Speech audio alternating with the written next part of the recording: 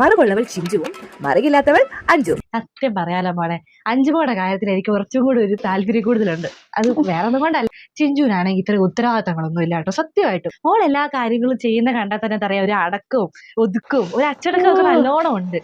പക്ഷെ ചിഞ്ചുവിന് അതില്ല. കുറച്ച് ഉത്തരവാദിത്തക്കുറവ് ചിഞ്ചുവിനും ഉണ്ട്. ശരിയാവുമായിരിക്കും. ഓഹോ, അപ്പൊ ഞങ്ങള് തമ്മിൽ തെറ്റിക്കാനമ്മ നോക്കുന്നുണ്ടല്ലേ? കല്യാണം കഴിഞ്ഞ് 1 മാസമല്ലേ ആയുള്ളമ്മേ. ഞങ്ങള് തമ്മിൽ ഇത്രയും കൊല്ലം ഒരുമിച്ച് താമസിച്ചവരാ. ഊണിൽ ഉറക്കത്തിൽ പോലും ഞങ്ങൾ ഒരുമിച്ചായിരുന്നു. ഞങ്ങൾ തമ്മിൽ വിട്ടുമാറി ഒരു ദിവസം പോലും വേറെ എവിടെയും നിന്നിട്ടില്ല. അതുകൊണ്ട് തന്നെ ഞങ്ങൾ ഈ ഒരു വീട്ടിൽ നിന്ന് കല്യാണം വന്നപ്പോൾ ഞങ്ങൾ തമ്മിൽ സമ്മതിച്ചത്. ഞങ്ങൾക്ക് പിരിയാൻ പറ്റില്ല. അങ്ങനെയുള്ള ഞങ്ങളെ തമ്മിൽ അമ്മ തെറ്റിക്കുന്നല്ലേ? ഒരാളുടെ കുറ്റം വേറൊരാളുടെ അടുത്ത് പോയി പറയുന്നല്ലേ അമ്മ? അയ്യോ അങ്ങനല്ല. എന്താ ഇവിടെ ഞാൻ തിരിഞ്ഞു നിൽക്കായിരുന്നു, തുണി എടുത്ത് മടക്കി വെക്കായിരുന്നേ. ഞാൻ ഇവിടെ തിരിഞ്ഞു നിൽക്കണപ്പോ നീ ആന്ന് വിചാരിച്ച് എന്റെ കുറ്റം നിന്റെ അടുത്ത് ഒന്ന് പറഞ്ഞോണ്ടിരിക്കണടി. നീ ഒന്ന് ആലോചിച്ച് നോക്ക്. അമ്മയ്ക്ക് ഞാനാന്ന് മനസ്സിലായില്ല. എന്താ അമ്മ ഇത്?